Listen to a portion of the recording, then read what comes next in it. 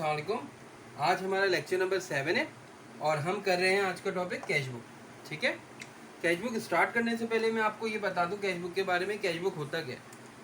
जब भी हम अपना बिजनेस करते हैं तो बहुत सारी ट्रांजैक्शंस होती हैं जिसमें हमारी जो है वो पेबल्स भी होते हैं, हमारे जो लायबिलिटीज़ भी होती हैं, हमारा जो है वो रिसीवेबल्स भी होते हैं और वो हम सब जनरल में रिकॉर्ड करते हैं। कैश बुक के अंदर हम सिर्फ कैश बुक की एंट्रीज को रिकॉर्ड करेंगे। हमारा ताल्लुक सिर्फ कैश बुक से रहेगा, कैश से रहेगा। ठीक है, सेम वैसी फॉर्मेट होता है, एक साइड डेबिट होती है और एक साइड क्रेडिट होती है। जब हमारा एसेट इंक्रीज होगा, जब हमारे पास चीज़ें आएंगी, कैश आएगा, तो हम डेबिट साइड पे रिकॉर्ड करेंगे और जब हमारे पास से कैश चला जाएगा तो हम क्रेडिट साइड पे रिकॉर्ड करेंगे। जो वो बेसिक रूल है वो वही रहेगा जो हमारा जनरल में था, लेजर में था, हम जो भी कर रहे थे सेम वही रहेगा। डेबिट क्रेडिट के रूल को ही लेते हुए चलेंगे। सही है। स्टार्ट करने से पहले मैं आपको एक और चीज़ क्लियर कर दूं कि कैश बुक जो है वो 3 टाइप्स की हो सकती है। ठीक है, single column cash book, double column cash book और 3 कॉलम कैश बुक। यानी क्या मतलब हुआ इन सब का? इन सब का मतलब ये हुआ कि जब हम सिंगल कॉलम कैश बुक बनाएंगे तो हमारे पास सिर्फ और सिर्फ डेट, रिसीव, पीआर, ठीक है, और कैश होगा। जब हम डबल कॉलम बनाएंगे तो हमारे पास डेट, रिसीव, पीआर और कैश और बैंक आ जाएगा। ठीक है, और जब हम 3 कॉलम कैश बुक बनाते हैं तो उसमें हमारे पास सेल डिस्काउंट और परचेज डिस्काउंट भी आ जाता है। ठीक है, क्लियर है यहाँ तक? होना क्या है, अगर हम सिंगल कॉलम कैश बुक बनाते हैं तो हमारा मसला हल नहीं होता, क्योंकि क्या बाद दफ़ा हम जब पेमेंट कैश पे कर रहे होते हैं तो हम चेक भी दे देते हैं, इश्यू चेक भी देते हैं हम, वो भी एक तरह का कैश है। ठीक है, और बाद दफ़ा हम डिस्काउंट भी देते हैं कैश के ऊपर। तो जो चीज़ें हमारी कैश से रिलेटेड हैं, जिसके ज़रिए हम कुछ देर के ले सकते हैं, यानी कि हम चेक दे के अपनी परचेज कर सकते हैं, हम कैश दे के अपनी कोई चीज़ खरीद सकते हैं, मशीन खरीद सकते हैं। सही है। तो जब जो भी चीज़ कैश और बैंक से रिलेटेड होगी वो कैश बुक में रिकॉर्ड होगी। तो हमारा बेस्ट चीज़ क्या होती है? 3 कॉलम कैश बुक, जिसके अंदर हमारी हर चीज़ कवर हो जाती है। बैंक भी कवर होता है, कैश भी होता है और डिस्काउंट, चाहे सेल हो चाहे परचेज डिस्काउंट, तो पूरी चीज़ें कवर हो जाती हैं 3 कॉलम कैश बुक से। तो हम जो है, मैं आपको जो सिखा रहा हूँ straight 3 column cash book. 3 column cash book आ गई तो आपको सिंगल कॉलम कैश बुक और डबल कॉलम कैश बुक में कोई इशू नहीं आएगा। ठीक है, यानी कि 2 कॉलम कैश बुक और 1 कॉलम कैश बुक में कोई इशू नहीं है। अगर आप 3 कॉलम कैश बुक सही से समझ लेते हैं तो उसका वही चीज़ है। ठीक है, ये कॉम्प्रिहेंसिव है, ये यहाँ पर सारी चीज़ें रहती हैं। ठीक है, अब हम क्या करते हैं, स्टार्ट करते हैं क्वेश्चन से। मैं आपका एक रफ क्वेश्चन उठाता हूँ। देखें, mister Arif uses 3 column cash book on November 1st, 2009. He had cash in hand rupees 200,000 and cash at bank rupees 2,20,000. He completed the following transaction. यानी कि जो उसके प्रीवियस ईयर का जो पुराना जो उसका रिमेनिंग जो बच गया बैलेंस, वो हमारा ओपनिंग हो जाएगा बैलेंस। ठीक है, तो वो क्या था, यानी कैश बुक के अंदर हम क्या रिकॉर्ड करेंगे, हमारे हाथ में कितना कैश है, 200,000। सबसे पहले आप फिगर लिख दीजिए। ठीक है, ये कब का है, ये प्रीवियस है, बैलेंस है हमारे पास। और बैंक में कितना है, कैश एट बैंक में कितना पड़ा हुआ है हमारे पास इस वक्त जब हमने शुरू किया ये बनाना, 220,000, यानी 2,20,000। ठीक है, तो ये बैलेंस है हमारा। क्या है हमारा बैलेंस? तो जब हमने स्टार्ट किया, ठीक है, जब हमने स्टार्ट किया 1 नवंबर को, तो हमारा बैलेंस कितना आया, 200,000 और 2,20,000, 2,20,000। ठीक है, यहाँ तक क्लियर है? ये हमारा बैलेंस था, स्टार्टिंग बैलेंस। फिर हुआ ये कि नवंबर 13 को उसने, कंपनी ने issued a cheque to mister Bilal for rupees 48,000 in full settlement of rupees 49,000। यानी कि हमें किसी को पेमेंट करनी थी, ठीक है। तो क्या किया हमने, इशूड कर दिया चेक, हमने चेक दे दिया, यानी कि चेक दे दिया यानी बैंक से पेमेंट कर दी। कितने की, 48,000 की, ठीक है। लेकिन हमारी पूरी लाइबिलिटी उसने सेटल कर दी 49,000 की, फुल सेटलमेंट हो गई। बैंक में कितना आया, बैंक से कितना गया हमारे पास 48,000, लेकिन पूरी सेटलमेंट हो गई, यानी उसने हमें 1,000 का डिस्काउंट दे दिया, परचेज डिस्काउंट मिल गया हमको, ठीक है। क्या मिल गया हमें, परचेज डिस्काउंट, ओके। तो क्या हुआ, ये हमारी लाइबिलिटी कम हुई। रीजनिंग क्या थी, हमने अकाउंट पेबल किया, हमारी लाइबिलिटी कम हो गई मिस्टर, ठीक है।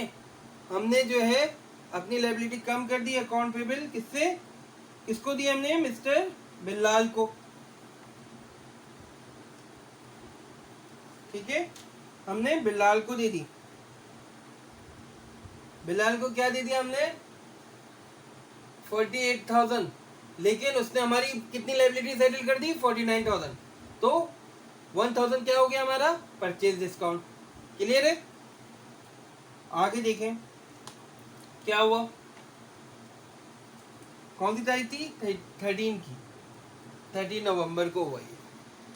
फिर क्या हुआ, 17 नवंबर को receive a cheque from mister Hamza for ₹18,000 in full settlement of ₹20,000 and deposited the check in the bank on the same day, ठीक है।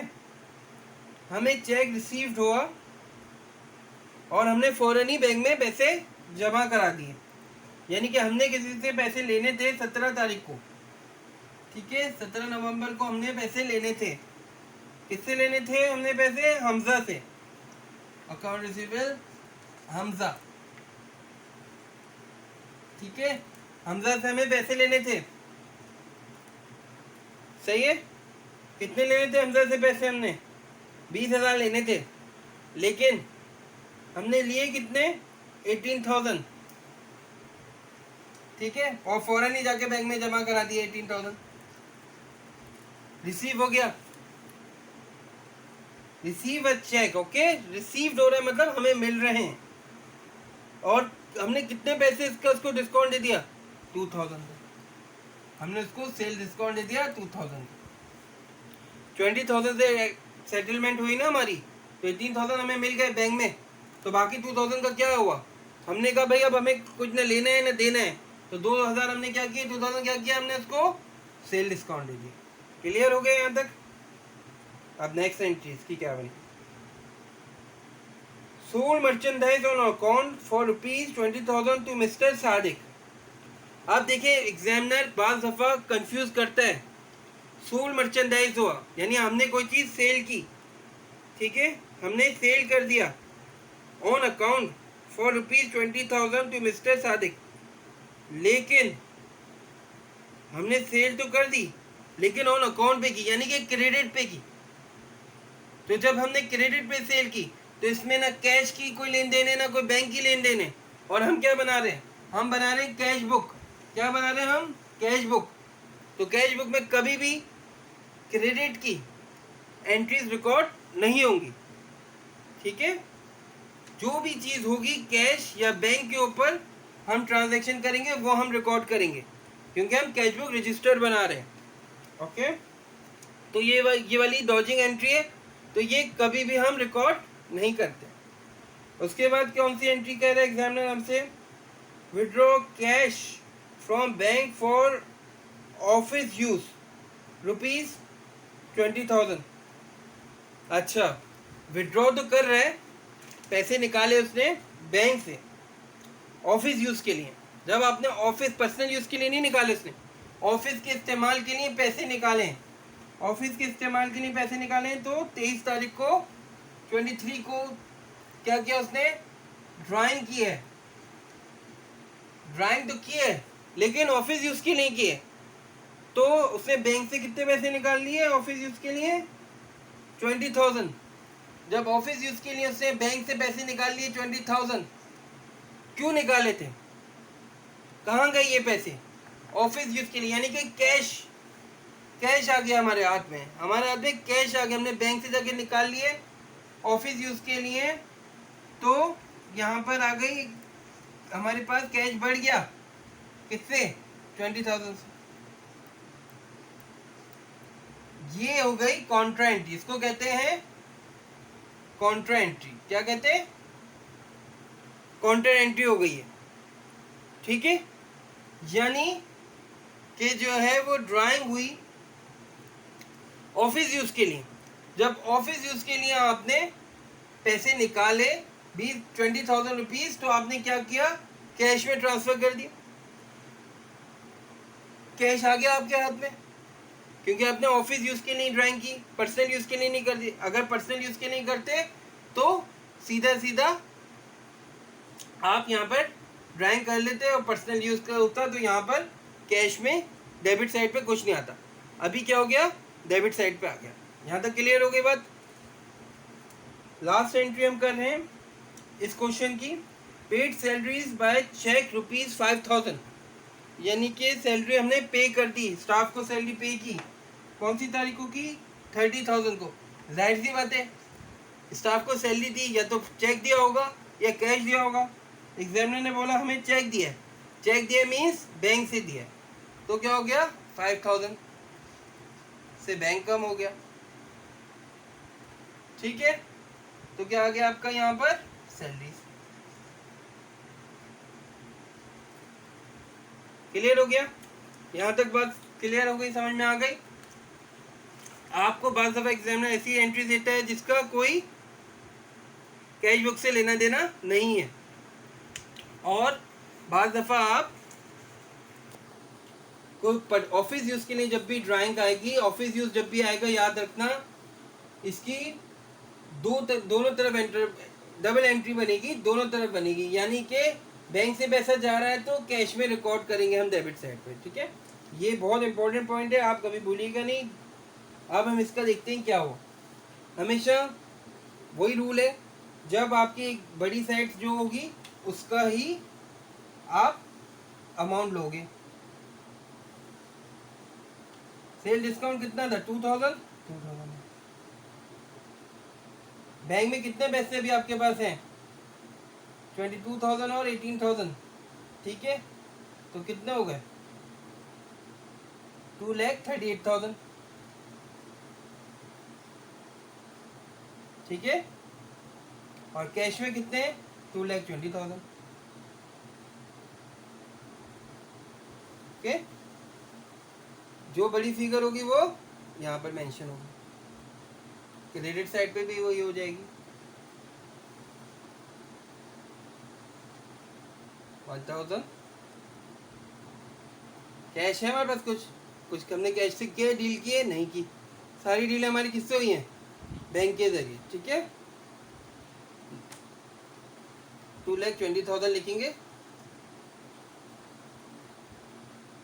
पहले दोनों को बैलेंस कर दें, 2,38,000, ठीक है। अब क्या होगा, इसमें से कोई है फिगर, नहीं है, कैरी डाउन क्या हो गया हमारा, सीडी क्या है हमारा, सीडी हमारा है, इसका तो कुछ भी नहीं आया, 2,38,000 है, इसमें से इस फिगर को माइनस कर देते हैं,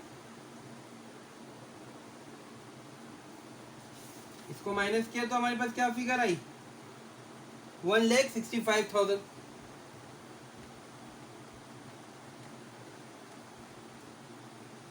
और इसकी कोई चीज हुई है माइनस, नहीं,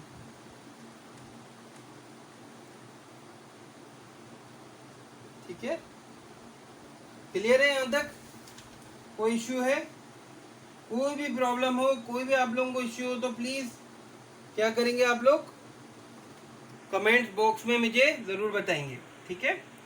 उसके बाद क्या किया हमने, हमारे पास जब ये फिगर आ गई तो अब ये नेक्स्ट ईयर की क्या होगी, जैसे ये बैलेंस था हमारे पास, इतना हमने लिया था, अब ये बैलेंस जो है दिसंबर का बैलेंस हो जाएगा, ये इसका क्लोजिंग दिसंबर का बैलेंस हो जाएगा।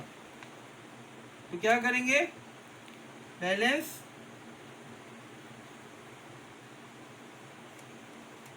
कितने से, ये वाली अमाउंट लेंगे हम 2,20,000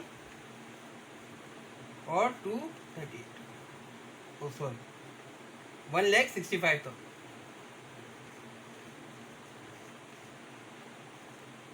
क्लियर हो गई, यानी ये हमारा ओपनिंग हो जाएगा। अब जब आप नेक्स्ट कैश बुक बनाओगे नेक्स्ट, तो फिर आपका ये बैलेंस होगा इसका क्लोजिंग। ठीक है, बहुत आसान होती है कैश बुक, सिर्फ एंट्रीज प्लेस करनी है, कोई ऐसा इश्यू नहीं आता इसमें। ये मैंने आपको 3 कॉलम कैश बुक बता दी।